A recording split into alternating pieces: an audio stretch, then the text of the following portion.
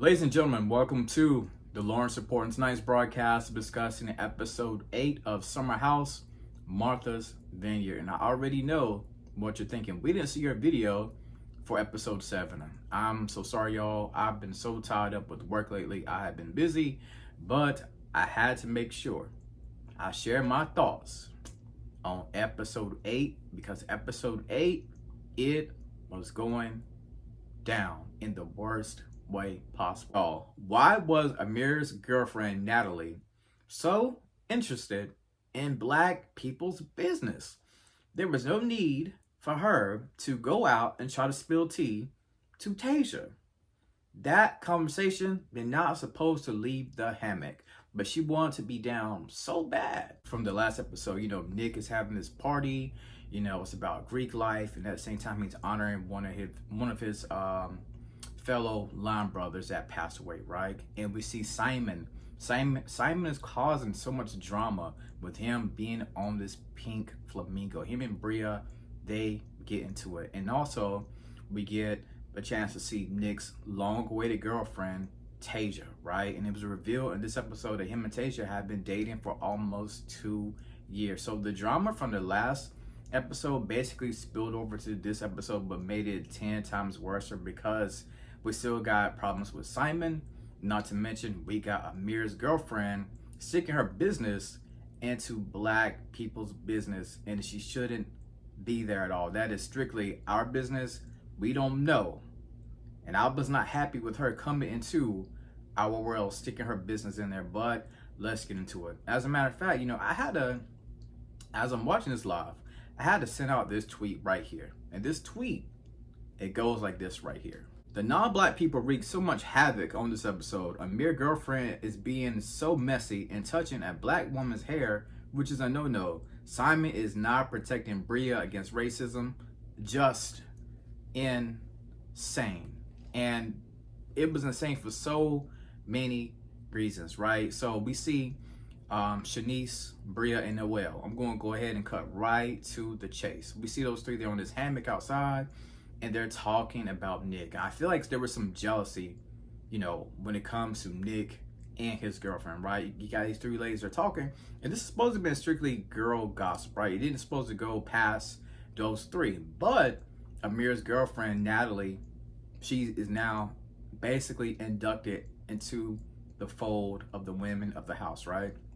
And they're talking about how Nick, and I thought we was over this. I thought we was past this right here. When it comes to Nick being so-called handsy, right? We see him, he was handsy with 3 other women. Now it looks like Nick has been so-called handsy with all of the women in the house. And this conversation, it did not supposed to leave the hammock, right? And the way, to my understanding, I could be wrong, but y'all let me know. The way I saw it, Nick was handsy, but it wasn't enough where the girls was like screaming, what's I'm looking for, like sexual harassment, right? It wasn't on that type of level quite yet. And of course, we know Nick is not that type of guy, right? But he may have been a little bit too touchy-feely. But Amir's girlfriend comes in, she's she says, you know what? I am going to tell Tasia about it. And the other girls, they really want to say anything about it. They just want to just keep it in the hammock, keep it as girl code. But Natalie inserted her business, right? And then, when they're out to dinner, lunch, right? We see Natalie try to pull Tasia to the side, talking about, I wanted to let you know some things, paraphrasing here, some potential things, before they end up going down. And Nick is dumbfounded about what is going on, like, what do you mean? And Tasia's like, well, it's cool. I'm about to dip anyway. Cool. It is what it is, right?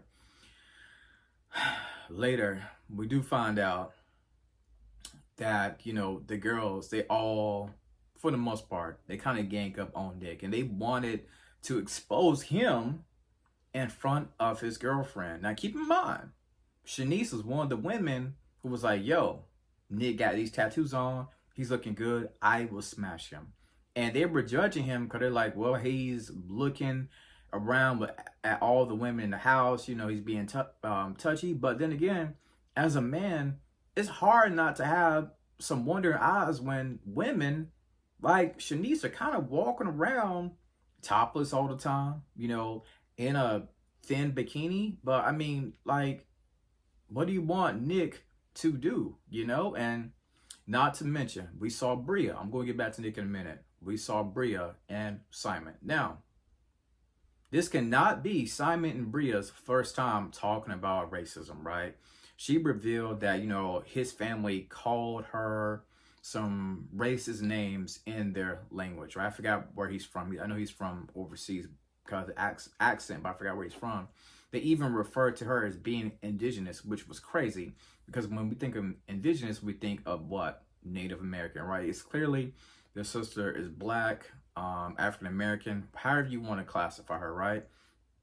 And she was getting mad at him because he was acting like a complete donkey. And I feel like he may have been obsessed with the attention because at Nick's party, nobody's paying attention to him. It was all about them honoring Nick's friend and having a good time, dancing, and he just wanted the attention. And, she said that, some of his family members, that they, like I said, they call her a racist name, and she felt like she hasn't been protected.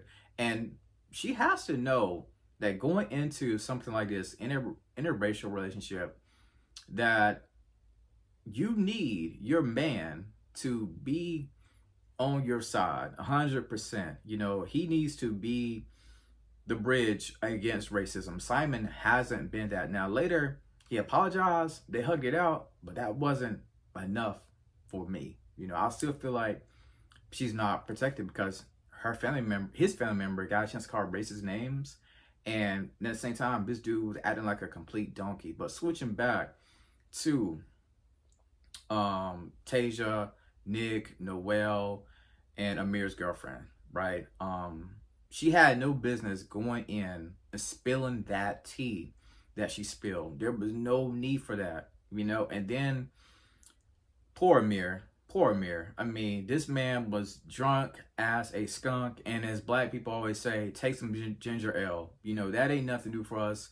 Whenever you're feeling bad, just like if you're sick, what we always say, drink your Robitussin, right? We all know that as a black race, as black people. So Amir went a little bit too hard, but his girlfriend on the other end, sloppy and messy with the tea that she spilled, and Nick felt some type of way, right? And one thing that it was somebody in the house, I can't think of it, but somebody in the house said something about, I hate how whenever we're in the house and when we're together, y'all don't never address the person. Preston, it was Preston.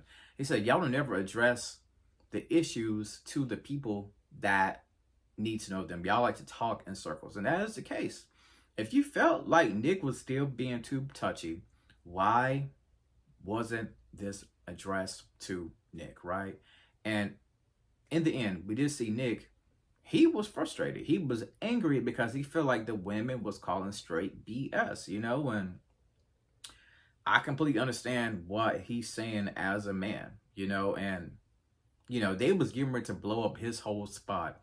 And it's a good thing that Tasia did leave, because if not, everything would have been turned upside down for Nick. And at the end, we see him getting angry. He's so angry at Bria, Noelle, all of them. He was angry. And like I said, I thought that we was over this Nick touching episode. I thought we was past that right there, but apparently it is still an issue. And Amir's girlfriend, I don't know what she was on. I really don't, but she was in business that she shouldn't have been in, basically. And that is basically this episode of SummerHouse. Like I said earlier, the two non-black people wreaked so much havoc on this episode. Absolutely crazy. Now, we know that next week is the season finale. And I also read online that they are currently looking for some men to be in this next version of SummerHouse that I'm pretty sure they're going to be filming soon if they haven't. So I'll be interested to see that. So that's my thoughts on this episode of SummerHouse. Please comment below. And as always, thank you for tuning in to the Lawrence Report.